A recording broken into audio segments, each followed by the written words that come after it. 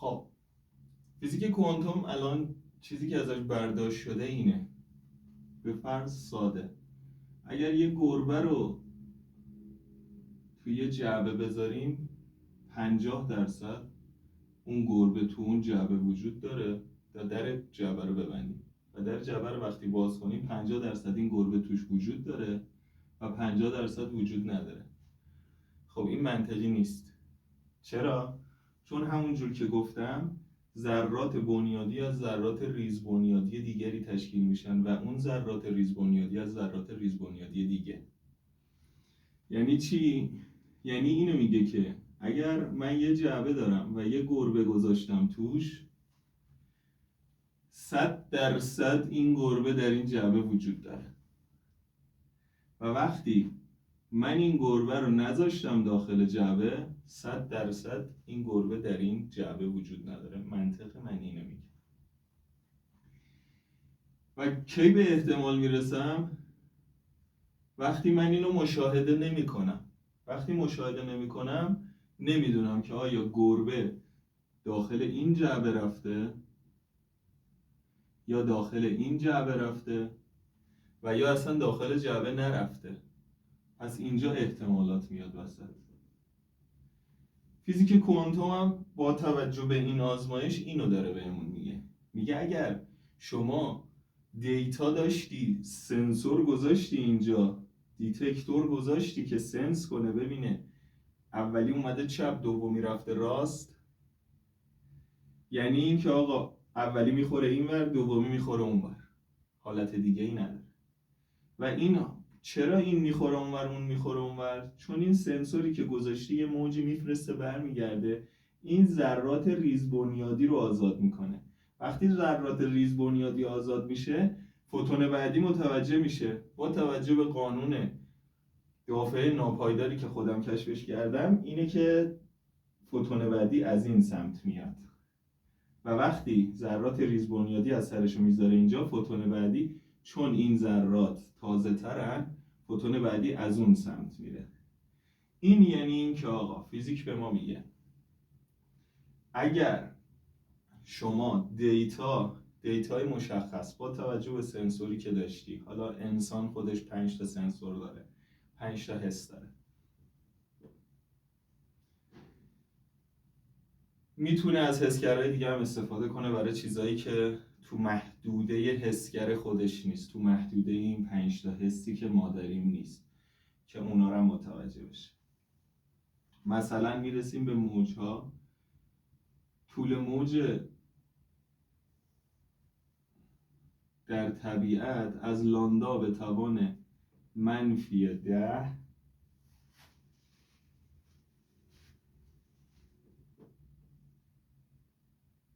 تا لامدا به توان -10 که نور مرئی نزدیکای صفره اینجا هست و تمام امواج گاما اینجاست، اون انتهاهاست، رادیویی ها اینجا و بنفش و آلفا و بعد میرسه به نور مرئی و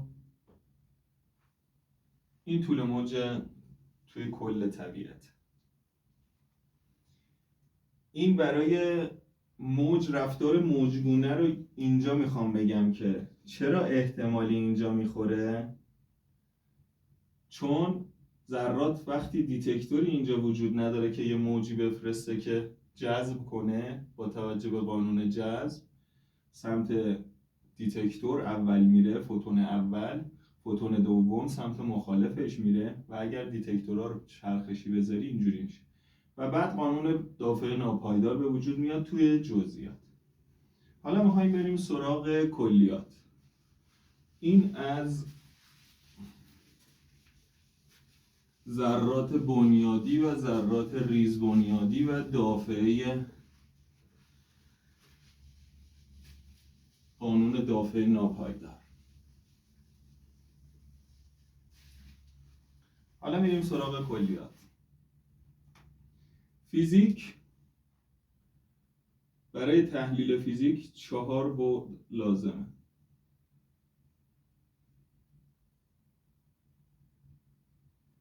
مکان شامل 3 بعد و زمان. که قبلا میگفتن بعد مکان و زمان، الان شده بعد خط مکان خط تیر زمان. یعنی زمان در دل مکان معنا داره. این به خاطر چیه؟ به خاطر وجود ماده است. ببینید و جدیداً الان کشف شده که آقا انرژی صورتهای مختلفی از ماده است. من ماده رو ام کوچیک نشون میدم چون میخوام بگم که انرژی و ماده برای من یه مفهوم داره. جفتشون ماده، جفتشون یه چیزن. از این به بعد بهشون میگیم ام. وقتی چیزی به اسم ام وجود داره، بعد زمان معنا پیدا میکنه در مکان. وگرنه ما 3 تا بعد بیشتر نداریم، مکانه. کی این زمان اتفاق میفته؟ وقتی ام وجود داره، یعنی انرژی و ماده. و با توجه به اون نکته‌ای که قبل گفتم که در فیزیک کوانتوم گفتم ذرات بنیادی نیز از ریز ذرات بنیادی دیگه تشکیل شدن و اینها هم دوباره از ریز ذرات، یعنی به صفر رسیدن امکانش صفره. شما هیچ وقت نمیتونی ذره بنیادی کشف کنی که از ذرات ریز بنیادی دیگه ای تشکیل نشده باشه. این تا اینجا.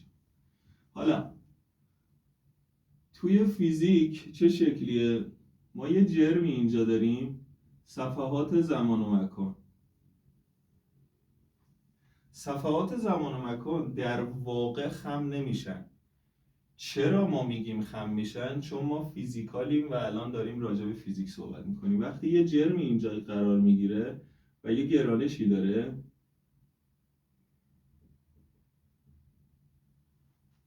چون هر جرم دیگه ای از کنار این بخواد رد شه تحت تاثیر گرانش این قرار میگیره و حتی اگر فوتون باشه که اونم جرم ماده است در واقع، و هر چیز دیگه ای، نور، اشعه گاما، هر چیزی که باشه تحت تاثیر این قرار میگیره، تحت تاثیر گرانش این قرار میگیره. اینجا انیشتین اومده گفته فضا و زمان خم میشن. بله، در فیزیک فضا و زمان خم میشه، اما در خارج از فیزیک که متافیزیک باشه که خم نمیشه، که اون بحث ویدیو بعدیه که بعدم بهش میپردازیم. خب یه چیزایی هست که علم نمیتونه آزمایش رو تجربه کنه و با توجه به اطرافش و فعل و انفعالاتی که اطرافش اتفاق میفته گفته که آقا این وجود داره و قانون نسبیت انیشتین هم اینو ثابت کرده. بهش میگن سیاه‌چاله.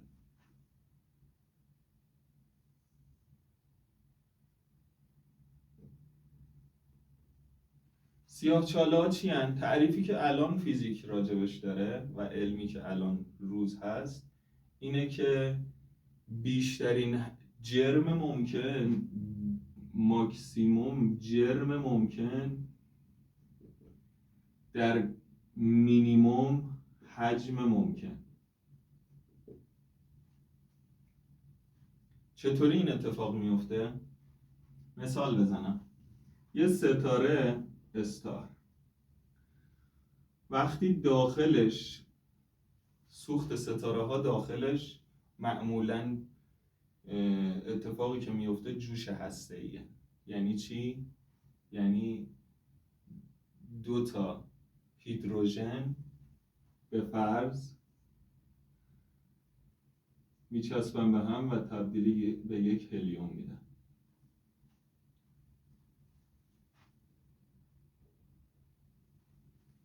به این میگن جوش هسته‌ای. حالا کاری نداریم. وقتی ستاره‌ای که خیلی بزرگ باشه، حالا میگم چرا باید خیلی بزرگتر از یه حدی باشه، سوخت داخلش تموم میشه، یه حجم عظیمی از جرم همدیگر رو با گرانش میبینن و به سمت هم میان و این برخورد انقدر شدیده که در کمترین حجم ممکن بیشترین جرم اتفاق میفته و ستاره‌هایی که بیش از حد بزرگن تبدیل به سیاه‌چاله میشه. یه سری سیاهچاله ها هم از بیگ بنگ اتفاق افتادن، انفجار بیگ بنگ، که بخشی از این تیکه اون سیاهچاله بزرگ که بیگ بنگ روش اتفاق افتاده اومده مونده، حالت خودش از دست نداده، به همون شکل مونده. حالا یه سری اشعه‌های گاما از قطب‌های سیاهچاله خارج میشن.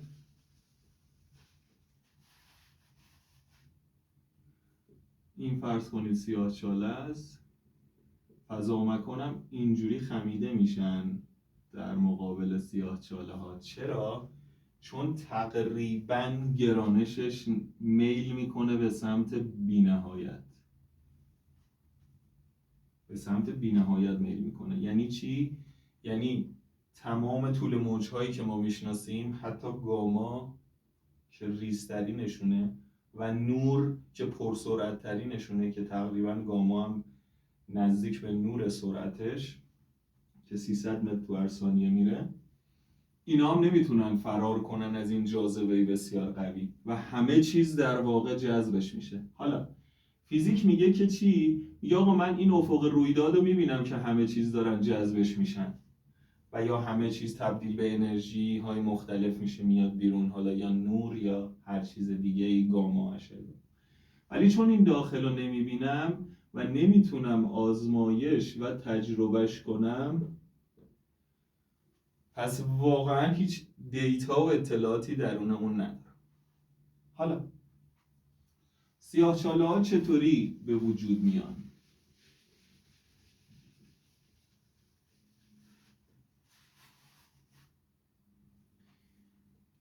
این اتمه فرض کن یه دونه نوترون داره، یه دونه هم پروتون داره و این هم الکترونه. الکترون چون تقریبا الان از نظر فیزیک ذره بنیادیه و خیلی سرعتش بالاست و مکانش رو با توجه به فیزیک کوانتوم نمیتونی تشخیص بدی، مکان خاصی نداره، تو اون ابری که وجود داره میچرخه و سرعتش بسیار بالاست، هر لحظه اینجاست هر لحظه اونجاست و تقریبا نمیتونی. اما همین خود الکترون هم صحبت دارم که از ذرات مثلا میتونه تبدیل به اشعه گاما بشه و یا نور. حالا اینو بعدم. هسته اتم میشه این پروتونه و نوترونه.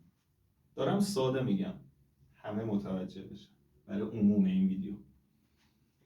این فضایی که الکترون اشغال کرده تقریبا 96 ممیز حالا فلان درصد، 96 درصد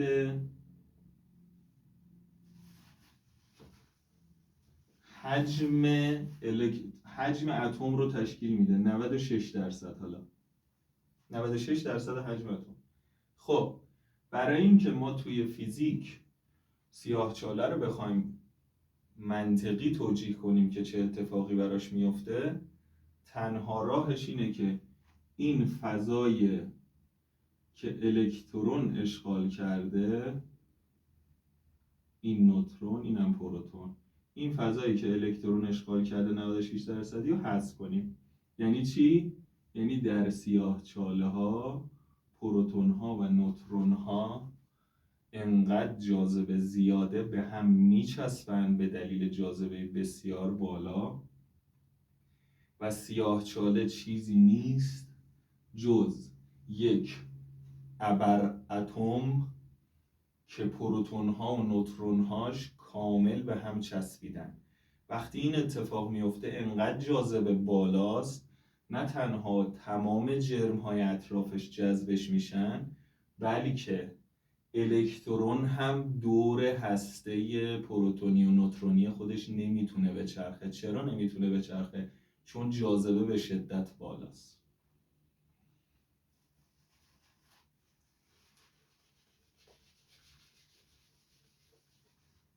حالا طبق محاسباتی که خودم کردم اینه که پس سیاهچاله ها مجموعه ای از پروتون ها و نوترون هایی هستند که به هم فشرده شدن و الکترونی دیگه نمیتونه دورشون بچرخه. پس هر سیاهچاله میشه یک ابر اتم پروتونی نوترونی. حالا آیا ماهیت پروتون و نوترون در سیاهچاله به خاطر جاذبه به شدت بالا شبیه عناصریه که ما میشناسیم؟ نه، تفاوت داره. ماهیت پروتونی و نوترونی به دلیل جاذبه بسیار بالا و حجم بزرگی از اتم کاملا به هم میریزه. اما این برای ما مهم نیست. چیزی که مهمه اینجا اینه: سیاهچاله ها به دو دسته پروتونی و نوترونی تقسیم میشن. این به این معنا نیست که تمام این سیاهچاله پروتونه و تمام این سیاهچاله از نوترون تشکیل شده. نه، ماهیت پروتونی این سیاهچاله بیشتره. سادش این میشه، پیچیده تر از این حرف هست. سادش این میشه که تعداد پروتون‌های اون سیاهچاله بیشتره، پس بهش میگیم سیاهچاله پروتونی. و تعداد سیاهچاله نوترونی تعداد تقریباً عرضم به خدمت شما که تعداد نوتروناش بیشتره، یعنی نوترونی بودنش غالبه بر پروتونی بودنش. پس این میشه سیاهچاله‌های نوترونی، این هم سیاهچاله‌های پروتونی. خب حالا سیاهچاله‌های پروتونی کجا قرار میگیرن؟ سیاهچاله‌های نوترونی کجا قرار میگیرن؟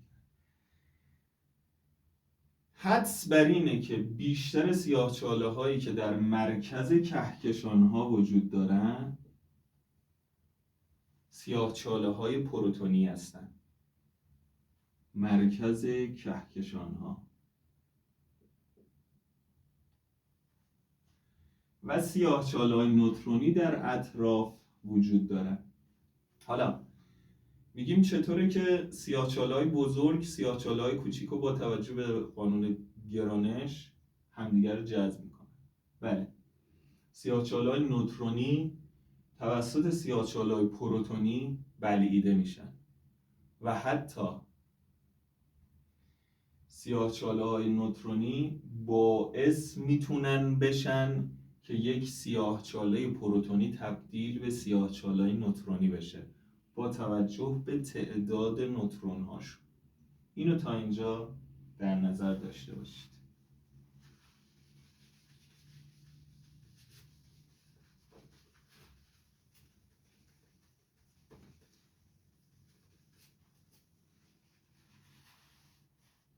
اول یه ذره راجع به سیاهچاله‌ها توضیح بدم بهتون. یه افق رویداد مانندی دارن که از اینجا به بعد هر کی وارد میشه گرانش میل میکنه به سمت بی‌نهایت. میگم ببینید قضیه دیالکتیکه. به صفر و بی‌نهایت شما هیچ وقت میتونی یه مفهومی ازش متوجه بشی، اما هیچ وقت نه به صفر میفهمی چیه مفهومشو و نه بی‌نهایت. چرا؟ اینجا میگه آقا از افق رویداد هر جرمی رد بشه، حتی سیاهچاله نوترونی، چون گراویتی یا گرانشش به سمت بی‌نهایت میل میکنه جذبش میشه و از اینجا به بعد شما چون نور دیتا نداری، تنها چیزی که میتونی دیتا داشته باشی ازش یا نور یا اشعه گاما دیگه، دیتا نداری، هیچی برگشت نداره، همه چیز با توجه به گرانش بی‌نهایت بهش جذب میشه.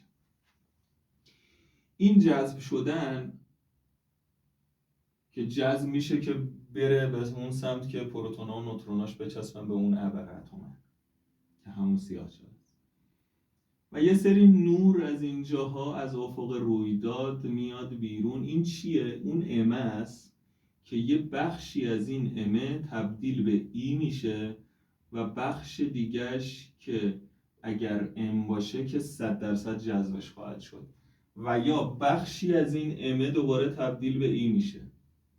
این ایه چیه؟ نور و گاما و یا هر اشعه دیگه‌ای میتونه باشه. فعلا نور و گاما رو دیتا داریم که ازش خارج میشه. اینا میان داخل این سیاهچاله. سیاهچاله تشکیل شده از پروتون و نوترون‌ها، جرم گراویتی به سمت بی‌نهایت. از این قطب ماننداش اشعه گاما داره خارج میشه. این اشعه گاما چیه؟ اون الکترونا و اون مقدار اما و مقدار ایایی هن که دارن گریز میکنن. با توجه به کدوم قانون؟ قانون دافعه پایدار ریزذرات امین.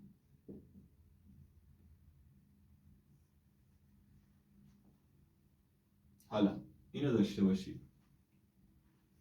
پس تا اینجا کل فیزیک قرار بود چه اتفاقی بیفته تو فیزیک؟ قرار بود همه سیاهچاله ها جمع شن و بشن یک سیاهچاله و دوباره بیگ بنگ اتفاق بیفته. اما این نظریه رد شد. چرا؟ چون متوجه شدن، با توجه به دیتاهای علمی متوجه شدن که جهان در حال انبساطه. و چرا جهان در حال انبساطه؟ چرا؟ چون فقط ما یک قانون گرانش رو میشناسیم و این قانون گرانش قرار بوده همه چیزو جذب خودش بکنه و استارتش هم متوجه شدیم علمی که از بیگ بنگ، انفجار بیگ بنگ اتفاق افتاده. پس دوباره این باید دوباره جمع بشه، دوباره بیگ بنگ اتفاق بیفته. خب پس چرا الان متوجه شدیم که جهان در حال انبساطه؟ جهان در حال انبساطه یعنی چی؟ یعنی کهکشان ها سادش دارن از هم دور میشن. خب چرا از هم دور میشن؟ میگم بهتون. دارن از هم دور میشن و بیشترین سرعتی که ما میشناسیم 300 متر تو هر ثانیه است. 300,000 متر در هر ثانیه است که نور میره. در صورتی که کشف شده به صورت علمی که این سرعت دور شدن و انبساط کیهان به سمت بی‌نهایت میره. منطقی هم هست. چجوری منطقیه؟ منطقی که الان علم میدونه راجع به این که آقا چرا جهان در حال انبساطه، یه چیزی هست به اسم انرژی تاریک. یعنی چی؟ یعنی یه انرژی در بیرون از این فیزیکالی که ما داریم، کیهانه هایی که ما داریم، آسمانی که ما داریم وجود داره که به یک سمت و به یک جهت و یک مشخص پیرامون این داره اینا رو میکشه. منطقیه؟ نه. ولی الان علم قبولش کرده انرژی تاریک رو. خب پس اگر انرژی تاریک نیست پس چیه؟ الان بهتون میگم چی.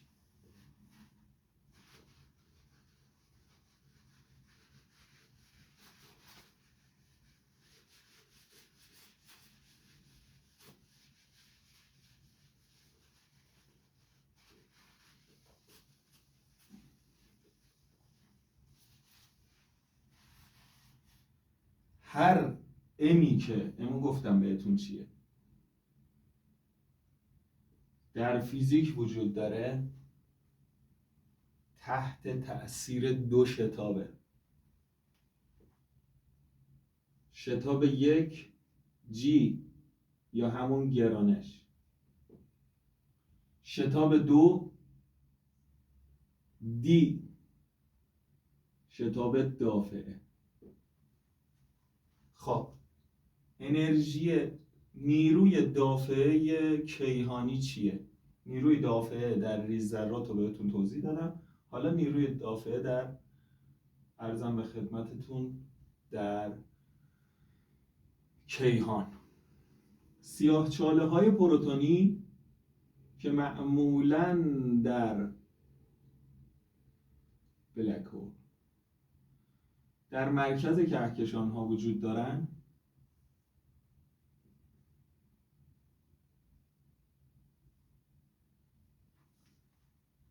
دارای به خاطر خاصیت پروتونیشون و این نیروی دافع فقط مخصوص سیاهچاله هاست. چرا؟ چون فقط یک ابر اتم بزرگ یا همون سیاهچاله وجود داره که خاصیت پروتونی داره و حالا دیگر سیاهچاله هایی که خاصیت پروتونی دارن تحت تأثیر نیروی دافعه هستن. با توجه به محاسباتی که انجام دادم با تقریب خیلی بالا، نیروی دافعه سیاهچاله های پروتونی باعث انبساط جهان میشه و این انبساط قدری پیش میره که کیهان دچار چنین انبساطی میشه که تقریباً اجزای بعضی از سیاهچاله های که در مرکز اون کهکشان وجود دارن و کل کهکشان هم که تحت گرانششه با خودش خواهد برد. حالا کی باقی میمونه؟ بزرگترین سیاهچاله پروتونی.